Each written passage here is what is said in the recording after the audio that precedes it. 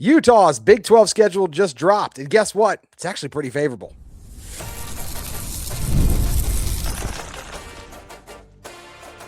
You are Locked On Utes, your daily podcast on the Utah Utes. Part of the Locked On Podcast Network, your team every day. Hello, everyone, and thank you for making Locked On Utes your first listen and view of the day. We are part of the Locked On Podcast Network, available wherever you get your podcasts, as well as on YouTube. If it's first time tuning into our show, make sure you like and subscribe. I want to say a huge shout out to all of you who make the Locked On Podcast Network the #1 sports podcast network. Thank you to our everydayers. My name is J.T. Wistrcill, credentialed media member who covers Utah athletics. Excited to be joined by Dawson Janes, who covers Utah athletics as well for 24/7 Sports. Today's episode is going to be a fun one because we get to talk schedule. We get to talk about the other schedules in the Big 12 and talk about Utah landing a tight end commit. But of course, we have to start with Utah's schedule. We knew who the opponents were going to be for a little bit now, but seeing them on the schedule all at once, and even the way the schedule lines up, Dawson, it's a very favorable schedule. I feel like as we stand here today, then compared to last year, Utah's roster is worst as of right now. Lose 5 offensive linemen, lose all 4 your starting defensive linemen, other key pieces too. Utah might be a little worse right now, but in some ways their schedule might be, at least on paper, this schedule at this time looks worse than their schedule did even last year, I thought.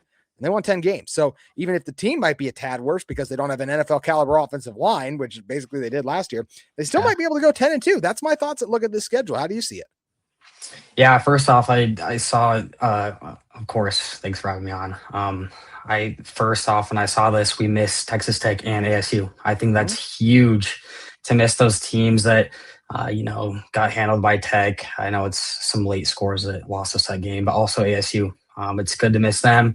Of course, like you said, it's a favorable schedule. I think you need that with a brand new coaching staff coming in the first year of Morgan Scalley as well. And I know we'll jump into it, but 3 games to start at home, which is huge against some not great teams. I know Idaho, Arkansas will be playing in Rice Cycles for the first time ever. It's only the second SEC team to come into Rice Cycles. I know Florida was a few years ago, and then Utah State will be in Rice Cycles as well. So I think starting out at home is big. Get the crowd into it, and of course, it's really comfortable for Morgan Scalley and this coaching staff in their first year.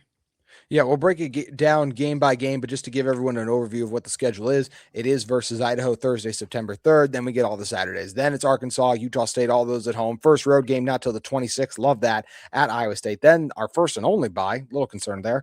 Then you take on Kansas on October 10th, then Colorado, then Houston, Cincinnati, BYU, Arizona, TCU, West Virginia, and the road games being at Iowa State, at Colorado, at Cincinnati, at Arizona, at TCU. There is no team on there other than BYU that I feel confident is going to be in the top 5 of this conference right now. You could say, well, Houston, and I'd go, yeah, I maybe would lean them, but honestly, they even kind of were, I don't know if fraudulent's the right word, but I know they won a lot of games last year. They did not have a very tough schedule. They got steamrolled by Tech, and I know we did too, but also we just heard our quarterback wasn't healthy, and we actually played Tech pretty close, all things considered, when you look back on that game with our QB not healthy, and the game totally flipped, obviously, when Hammond came in too. So I don't know about that Houston team, honestly, but I just don't see a lot of world beaters on that schedule, as you mentioned, and getting to start. We knew they would get to start with those first 3 at home that had been known before the schedule drop, but it is so nice to open with an FCS team in Idaho, a nice tune-up game. Then Arkansas, look, that's going to be a first year for this Razorbacks program. They brought over the Memphis coach there, who I think will do a solid job, but at the same time, this is really hard for your first ever game to come into a Salt Lake City, a Rice Eccles Stadium. Feel good about that one. Then the Battle of the Brothers, the Utah State game, September 10th, 19th on that one too at home. Utah should easily start 3-0, and just in general, I just don't feel like there's a game on this schedule where I look and go, Utah's in trouble. Like, yeah, BYU could very well likely be ranked ahead of Utah when they play that game. It's in our house, so obviously I'm going to feel fine about that. That's where if like Utah had to go to Tech, I would be like nervous, but that's just not the case with this schedule, and that's where you got to be feeling good if you're Utah about how it shook out, right?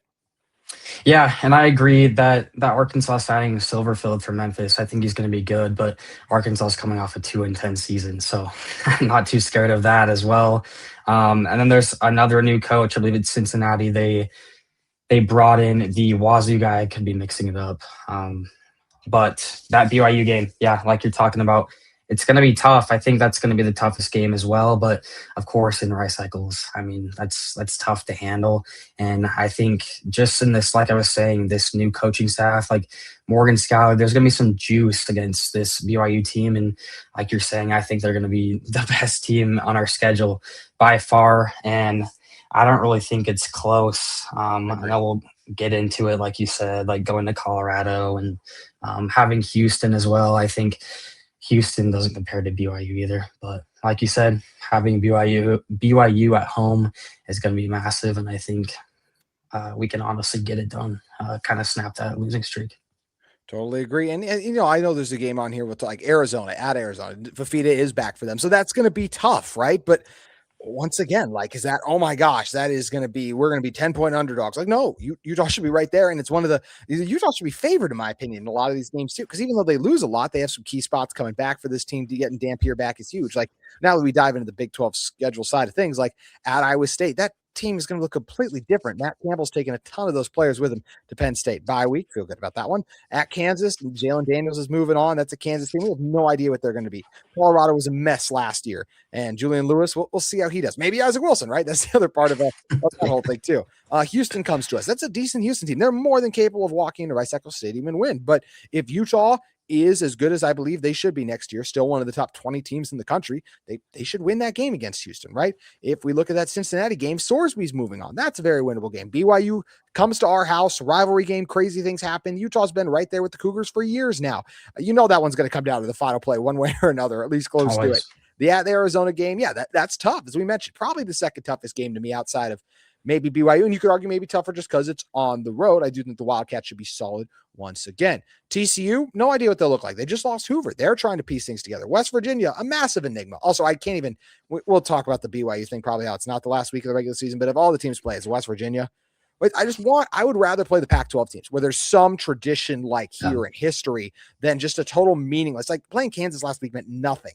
And it's just the same vibe here with West Virginia. I like West Virginia Mountaineers fans. Like I enjoy playing them in the regular season, but the last game of the season should be something meaningful, and it means absolutely nothing in this instance, Dawson. So and then Big 12 title game if Utah makes it there after that. So just not a lot of world beaters on that schedule, and I like the way it shook out. Don't love that there's only the one bye game and then it's 8 straight weeks of football, but that's how the cookie crumbled. So we'll see how Utah handles it, right?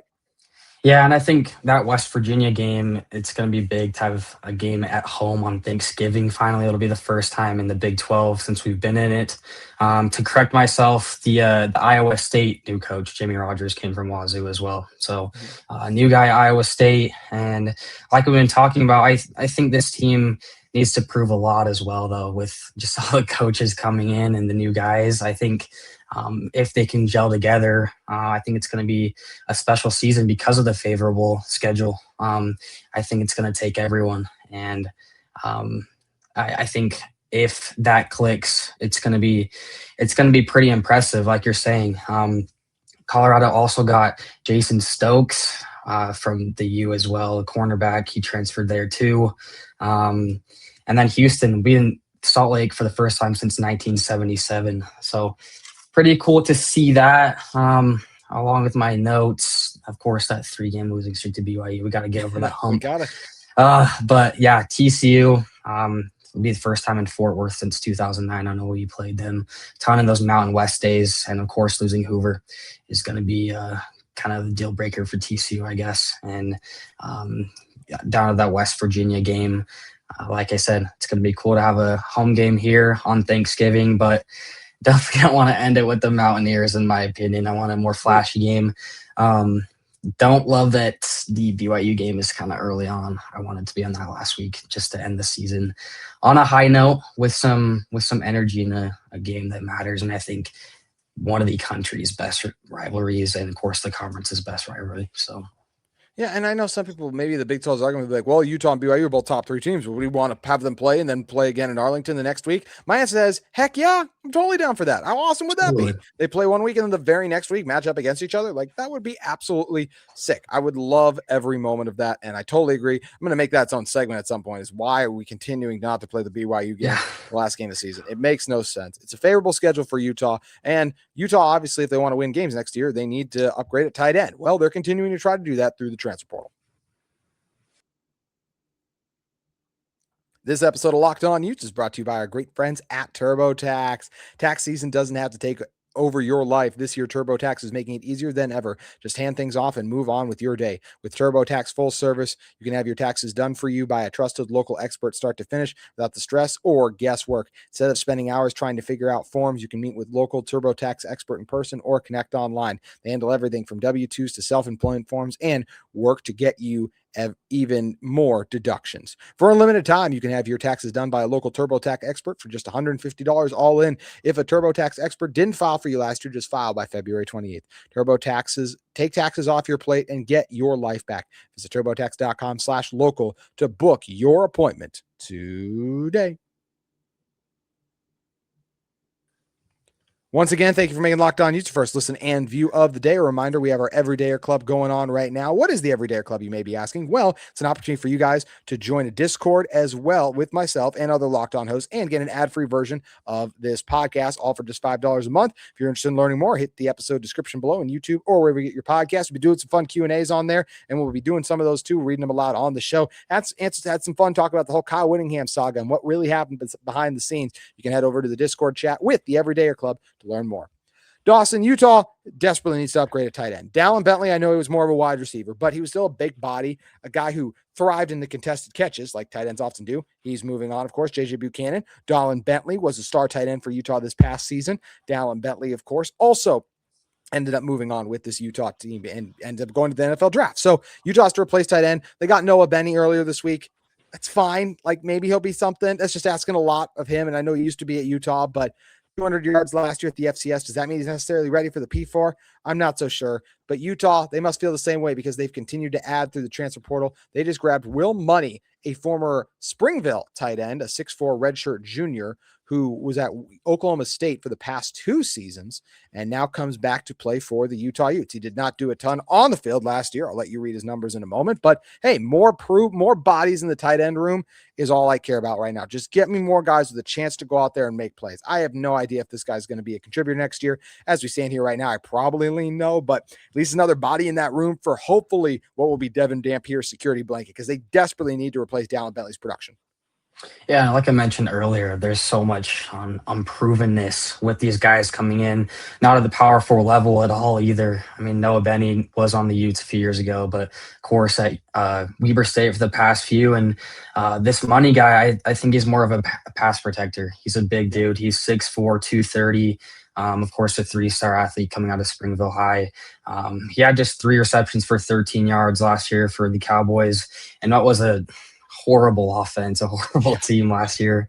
And then when he started at Utah State, he had 11 receptions and 138 yards and a TD. So when you look at these stats, of course, he's not going to be the Dallen Bentley guy, I don't think. I still think he has to prove that. And I think that pass protection and the blocking is going to come first for this guy. But like you said, having another body in the room is big. And once the spring practices hit, we'll see what they have and see how they gel together and kind of work in this new offensive scheme. Yeah, back in high school, which was a long time ago for him, but he did have 31 catches for 443 yards his senior season. So hopefully he can capture some of that magic, what he learned at Oklahoma State, and make something happen for this Utah team. I know when Jason Beck first took over at Utah, there was a lot of talk about, hey, maybe the tight end room won't be like a necessity for this team, but Dallen Bentley was just so good he had to be out there. And it wasn't just Dallen Bentley was so good. This is a Utah team that desperately started to rely on the tight end production that Dallen Bentley provided for this squad. Devin Dampier liked having the big target over the middle of the field to make plays and make things happen. I think this needs to be a priority for Utah. And unfortunately, Dawson, and I know Dallen Bentley came out of nowhere last year, but also Fred Whittingham Jr. isn't here anymore, the guy who's been huge with the tight end development. Hunter Andrews is getting back healthy. I don't love just like putting all of our hope into a guy who's off a season-ending injury, who had less than, I believe, 70 yards receiving in total on the season, too, by the way. Like, Dallen Bentley came out of nowhere. Maybe one of these guys will as well, too. But this is a massive position of need for Utah. And I'll be honest, in some ways, it is disappointing that this staff, and I knew new pieces coming in. The tight end coach was a late hire for Utes, too. It's just disappointing they couldn't get someone a little more proven at any point during the transfer portal at the P4 level, or even more successful at the G5 level, to me, to come in and try to replace Dallen Bentley, because it's a massive loss for this team. And I think it's very fair to say what they've brought in to try and replace him is underwhelming. Yeah, and that's definitely frustrating because there's so many guys in the portal, So many. especially the past few. I mean, there's got to be one guy out there that's proven. So it's frustrating in that fact. But like we've been talking about this whole time, I think someone needs to freaking step up and take charge like Dallen did last year. I mean, even in the wide receiver room, that's unproven as well. I know some guys coming back and then coming in from the transfer portal, which is going to be big, but I think the tight end room and their play is important for this team, and it has been for the past however long. I know it's a little different, like you said, with Fred Whittingham moving on, but in Coach McGivern's offense, which is really similar to Jason Beck's, it's going to be interesting to see how he uses these tight ends. And I think when he figures that out and how they're going to be used, I think it's going to be important for this team's success. I know he runs the ball a lot as well. He's kind of a faster offensive scheme. So these tight ends are going to be big in the blocking category for Wayshawn Parker to have another big year, and that running room to succeed like they did this past year. And of course, these quarterbacks, this duo needs some tight ends to kind of have a safety valve for them and to also block. So it's fascinating the position this Utah football team find themselves in. They return Devin Dampier, Big 12 newcomer of the year. Wayshawn Parker's back. Bird Ficklen's back, but it's just such a weird role for him, obviously, because we'll only see him so much each game because he's the backup quarterback. Wide receiver wise, like Larry Simmons coming back. Let's also be honest, like he didn't do a ton for most of the year, and flash signs at the end, like love that, but that it was a lot of not that over the course of the season. So we can't just bank on, it's going to click and figure out for him next year. This team did lose their top 3 pass catchers on the year. Defensively, they lost their entire starting defensive line. They lost their entire starting offensive line. They lost arguably their best corner, Smith Snowden. I think, Blake Cotton was another guy. They get Elijah Davis back. That's good. Teo's gone too, and he had a lot of missed tackles, but that's a big loss in coverage-wise for the safety because he was outstanding in that regard. It's just such a weird spot this team's in where I feel like they return so much talent that I like, but at the same time, they lost one of the best pass rushers in the country. They lost 2 of the best tackles in the country, and the best unit of this team is the offensive line. So we talked about the schedule in the first segment. I could absolutely see a world where Utah is 10-2 once again due to the schedule. But if you're telling me that Utah is 8-4, I don't think that's a bad season necessarily, considering how much they lost Dawson. And we didn't even mention Jason Beck and Kyle Whittingham is still part of the loss, right? Even though we think Morgan's going to do a good job. Yeah, and it's just such a weird scenario. I mean, I still don't think I've gotten over what has happened to the program. It's going to be so hard to get used to it. There's so much new, and I think it's going to take time for myself and fans as well, and those players too. There's so much needed to get used to each other, to have that chemistry back in the locker room, where I guess it never left, but to keep it there, to keep that standard held high under Coach Scalley. And like you said, if we go 8-4, I honestly wouldn't be surprised. But with this schedule, I think if this team gels like I know it could, I think it could be pretty special. Like I said, I think it could be surprising, but with so many new people, it's so hard to kind of guess. Colorado has been through that. There's several teams in the entire sport of college football that have so many new guys and so much non-turnover, I guess, that it's interesting to see how it plays out. And like I said, I think it starts in spring ball. And earlier than that, I think the guys are already hanging out and grabbing that chemistry that I think is much needed in this sport. And it'll be a fun time to see how it unfolds. It absolutely will be. And this is fun. It's not just the Utah schedule we got all the Big 12 schedules. How did the other teams make out, especially the other top contenders? We'll tell you in one moment. The Big 12 schedule is here. Let's start with Texas Tech, because I think Texas Tech is still the favorite in the Big 12. If you want to say BYU, I totally get why.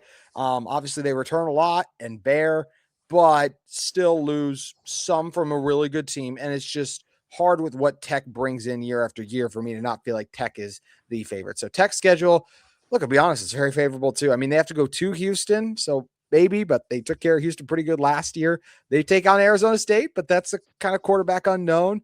They take on Arizona as well. So when I look, and Oklahoma State is a very intriguing team to me. It's a lot of North Texas. So how ready is that group from G5 to P4 jump? But they're intriguing to me too. I think I'd slightly say their schedule is tougher than ours, but at the same time, if Tech's not in the title game, I'm probably a little surprised because we know how good this team still is going to be next season. And it's not like they have a bunch of difficult tests. They miss Utah and BYU next year, so it works out well in favor of them. And they play no one in the non-conference. I mean, Sam Houston, Oregon State, Abilene Christian. They play no one in the non-conference. So to me, you're probably talking about a 10-11 win Tech team again, right, Dawson? Yeah, and I think they stay in that first position until they lose it, until they prove other people that they don't belong there. I mean, that non-conference is pretty easy. It's kind of sort of like ours, I guess. I think that Arkansas game will be interesting, but it doesn't really compare. And like you said, Oklahoma State's going to be interesting.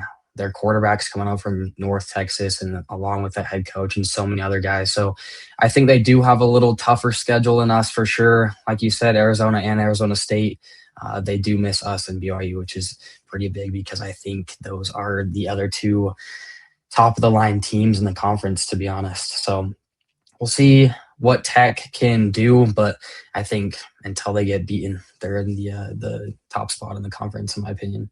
Yeah, we mentioned BYU now. Take a gander at BYU's schedule over here. BYU does have their matchup with Notre Dame, and I want to shout out the Cougars for being willing to play, schedule that last minute and play a legit team like that in the non-conference. That's going to be fun for them to see too. So BYU schedule, they take on Arizona early in the year. That was a fun game last year. Go to TCU, take on Notre Dame. They do take on Arizona State again. That was a fun game 2 years ago. They come to us, Utah, and some other weird ones where it's just like, okay, there's so many Big 12 teams where I feel like they're such an enigma. How's Baylor going to be? They got DJ Lagway. He's been a total roller coaster his career, and there's a reason Florida's okay that he's not back there, right? So we talked about Cincinnati, TCU. They lost their quarterbacks. How are they going to be? ASU, same thing in a way. I have no idea, but this is a really good BYU team. If they don't win, I could see 9-3. I mean, even 8-4 for them. I'd be surprised because of just how much talent's back. It'd be kind of funny if this was the year they fell off because they'd been good for so long. But BYU probably as well, sitting there going, wow, this is a pretty favorable schedule. I mean, the only stretch I look at for them, I go like, ooh, that might be a little challenging, is Arizona State and Utah in a row. I do think the Sun Devils are still going to be a top 5 team in this conference. I just think Kenny Dillingham's the best coach in the Big 12, and he's going to continue to get his team in that spot. But Cougars are probably looking at it from a similar way of why should we not be back in the Big 12 title game, right? Yeah, and the Cougars, of course, lose Jay Hill to Michigan as well, and another coach, forget his name, but like you said, other players are leaving too. But for the most part, their main squad is intact. So I think they have to kind of lose that position as well. And like you said, the conference is pretty favorable. It's kind of interesting to see how similar they are between us and BYU. And they also have a really early bye in their schedule as well. So it'll be interesting to see so many games played in a row. And I think, like we've been talking about, ASU is kind of still up in the air. Cincinnati lost their quarterback. So BYU will be interesting along with so many other teams in this conference. I think it's honestly going to be up in the air besides Texas Tech, BYU, and us. So yeah, it's whatever collection of transfer portal talent mixes the best for so many of these teams. Last year, Utah got Jason Beck, Devin Dampier, Ryan Davis, Naquari Rogers, and a couple of good players pair with that offensive line, and boom, they go from 5-7 to an 11-win football team, and they were incredible. And there's going to be another Big 12 team. I don't know if they'll go that far, but there's going to be another surprise that pops up. Like Oklahoma State to me is very intriguing. I think Eric Morse is a really good head coach. I like Mustamaker, their QB, but that is a lot of that roster that has to go against P4 competition week in and week out. I don't think they have a gauntlet of a schedule outside. They do see Oregon early in the year, and that was brutal for them last year. I think they'll compete better, but probably lose that game even though it's home. You know, they have Houston. Kansas State is another huge enigma to me. Arizona State, Tech is also on their schedule. So I don't know. Oklahoma State might be the wild card to me. Like I expect Utah, BYU, Tech to be the top 3 right now. Then I expect Arizona State, Houston to me. And then after that, there's so many other teams I feel like you could put in that mix. To me, Oklahoma State is a chance to surprise some people next year. What's the team that you're looking at right now that maybe not a lot of people are talking about that you think could become maybe even a fringe contender next year in the Big 12? I like that Oklahoma State pick for sure. I think it's a little different than the Utah scenario just because it's a new head coach coming in. I know we had Whittingham still here and he just brought in the OC, but being a new head coach and bringing in your whole team is going to be tough. I think they're going to compete, though. I think that North Texas team was super, super sneaky this past season. So I like that, but I think I'm just going to have to kind of put my shoulder on Arizona with Fafita coming back. The coach has done great there. He's done an excellent job the past few years, kind of rebuilding it back up from where it was. And the fans in Tucson are great as well. So I think that Arizona team is going to be a sneaky one. I wouldn't say sneaky, I guess. They're sort of proven. I'm more proven than the Oklahoma State team, of course. So I think just having Fafita back in the mix is going to be big for the Wildcats. Yeah, Brennan, I believe it is there, has done a fantastic job with Arizona. And a lot of people thought he was honestly going to get fired at the end of last year. And that kind of went under the radar how good he was, because there were a lot of people like, oh, he's the worst coach in the Big 12. Pretty dang good job last season, because they won a lot more games than a lot of people thought they should. So credit to him. And we mentioned he does a good job. Dawson, you always do a great job when you hop on with us, my man. So please let everyone know where they can find more of your work at. Thank you. Yes, I write for utezone.com. So find my name on there. And I also just started a little side podcast of my own called the Wasatch Wire. So make sure to check that out as well. Nice, man. Thanks for making the time. Have a good one. Thank you, JT. You too. That's going to do it for this episode of Locked On Utes. We'll be back tomorrow. A little crossover action with Locked On Cougars. Jake Hatch stops by to talk about why is the rivalry game not being played on rivalry weekend, as well as a big basketball game coming up this weekend. Can Utes shock the world in Provo? Probably not, but we will keep hope alive, and we'll talk about it more on tomorrow's Locked On Utes.